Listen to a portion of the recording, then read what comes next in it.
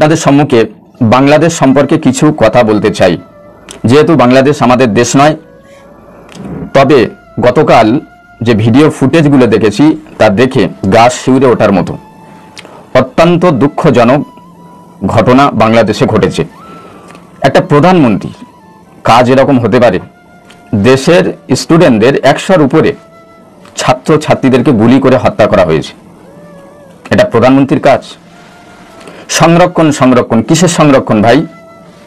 ভারতবর্ষের সংবিধানের থেকে বাংলাদেশের সংবিধান অনেক উন্নত। ভারতবর্ষের সংবিধানে সেখানে বলা হয়েছে প্রধানমন্ত্রী যদি চায় জনকল্যাণের জন্য কিছু কিছু সংবিধান তার মধ্যে পরিবর্তন আনতে পারে, সেটা মানুষের স্বার্থে। আপনি প্রধানমন্ত্রী হয়েছেন, আপনার এই জ্ঞান আক্কেলটা থাকা দরকার। কিছু কিছু আইন এবং সংবিধান সেই সময়ের জন্য পসিবল, যদি তার ব্যতিক্রম হয় আইন পরিবর্তন করতে পারে প্রধানমন্ত্রীর এ অধিকার আছে। শেখ হাসিনা ইনি একজন খুনি প্রধানমন্ত্রী।